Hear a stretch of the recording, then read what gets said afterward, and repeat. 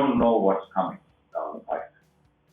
We're all locked up here in our households, working from home, waiting for the coronavirus to end its way and maybe disappear from lives and we can return to some normalcy. One of the things that sociologists and anthropologists and behaviorists are saying is when you're working from home, it's very important to still get a sense of human contact.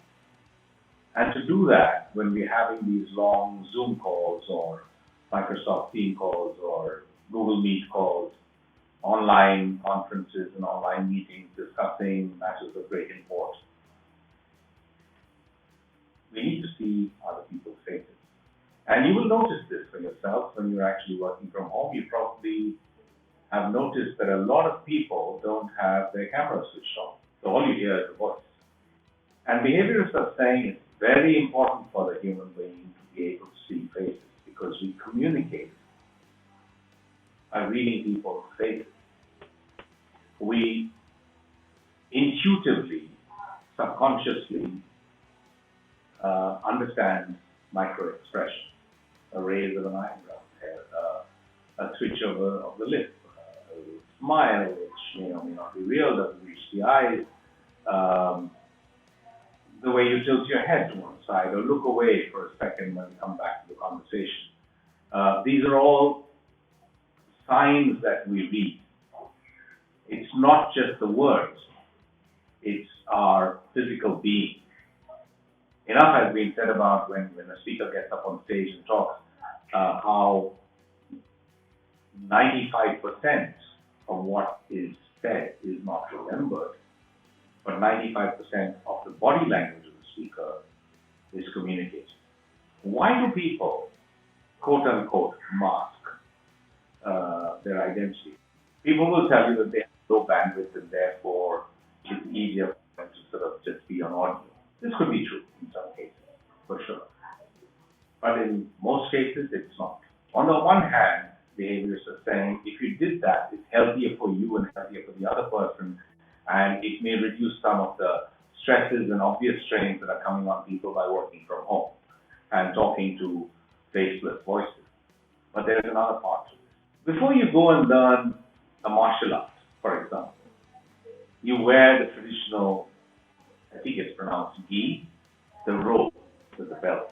And before you become a dancer, for example, or do a performance on stage as a dancer, you wear the costumes of a dancer, whether it's Indian classical dance or ballet.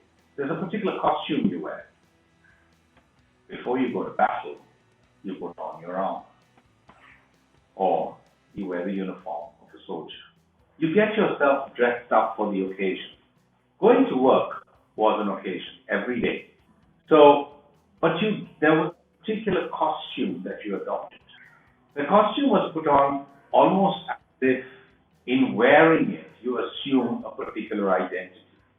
When you wear a mask, you go into the mask.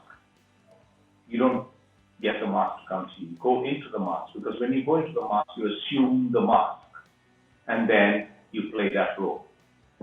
In the same way, when you put on a costume, you're now wearing the quote-unquote proverbial hat of a business executive or a banker or a lawyer or a advertising man or a surgeon, for example. Doctors wear white coats. You suddenly recognize that this is a doctor. There's a certain sense of purpose and a certain sense of identity that comes with it.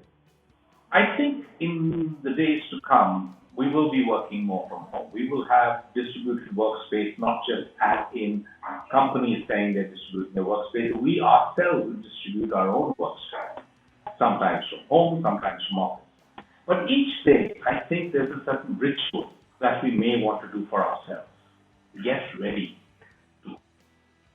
Getting ready to go to work is an interesting ritual. It sort of focuses your attention, as it were, on what you need to do and accomplish during that period.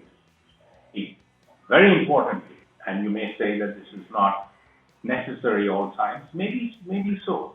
Maybe there's a day when you just want to sort of lounge around in your vest and your shorts unshaven as it were, and say, today I'm going to have one of those days when I'm just going to free float at work.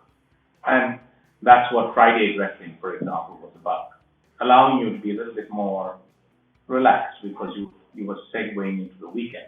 But on every other day, it might help you. It most certainly will help you put on your screen and show the world that you're ready to go to work. Show your face. So people can see your face and hear your voice and maybe finally understand what it is that you want to say. That's it for now. Have a great day. Stay safe, stay healthy, and get ready to go to work.